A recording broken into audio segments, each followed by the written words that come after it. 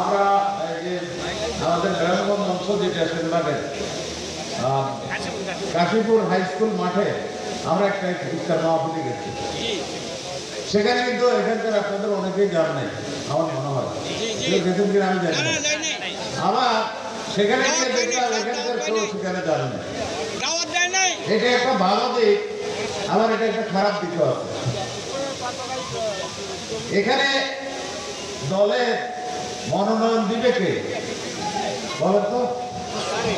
আরে এখানে এমপি মনোনয়ন দিবে কে? তারেক রহমান সাহেব এবং আমাদের নেত্রী বেগম খালেদা জিয়া। তো উনি যদি বাইরে থেকে আনে আমারও দেয় কানেক্টি ভোট না দিয়ে কোনো উপায় আছে নাকি গভর্নমেন্টের? এমনি কথার কথা বললাম, অনেক অতি উৎসাহী আছে। আমি সেদিন না বললে নয়, সেদিন আমি ফারুক সাহেবকে দেখলাম, একজন তার সম্পর্কে খুব গুণগান গেয়ে বক্তৃতা উঠছে, উনি উঠি মাইক কাড়িয়ে নিয়ে গেছে, বলে যদি আমার আর ফার্ম দেওয়ার দরকার নেই, তেল দেওয়ার দরকার নেই। এবং আমি বলে দিতেছি, একজনও আমার তেল দিয়ে ফার্ম দিয়ে বক্তৃতা দেওয়ার দরকার নেই, এটা আমার কোনো মিটিং নেই, এটা বিএনপির মিটিং। এবং বিএনপি থেকে যাকে মনোনয়ন দিবে, দামের সিল দিলে তিনি ভোট করবেন, হয়তো আমার ফার্ম দিতে কোনো লাভ হচ্ছে না। কথাটা পজিটিভ। আমরা চাই এই মানসিকতা নিয়ে যদি সেনবাগে বিএনপিকে করে, এখানে সেনবাগে শতকরা ৮০ লোক বিএনপির পিছনে ঐক্যবদ্ধ হবে। আমাদের দুর্ভাগ্য যে আমরা চেষ্টা করেছি, আমরা এক করতে পারি না। কাজী মফিজুর রহমান অত্যন্ত সহজ সরল একজন ভদ্রলোক, ওনার সাথে আগে দলীয়ভাবে পরিচয় ছিল, ঘনিষ্ঠতা হয়েছে।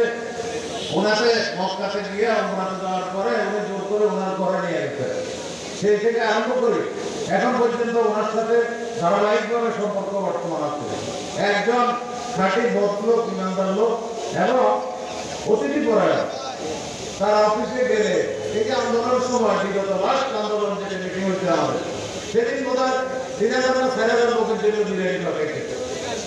নোয়াখালীর মানুষ তো খাইছে, বাইরের নেতা কর্মীরাও খাইছে। এই বিষয়গুলো যদি আমরা ঐক্যবদ্ধভাবে কাজে লাগাতে পারতাম, আমাদের দলের উপকার হতো। কিন্তু আমরা কেন যেন আমাদের মনটাকে আমরা ঠিক করতে পারি না। আর একটু উদার হলে যদি এটাই মনে থাকে যে এখানে পার্লামেন্ট থেকে ভোট করবে একদম, এবং এই ভোটটা ঠিক করলো এবং খালেদা জিয়া এবং জনাব তারেক রহমান।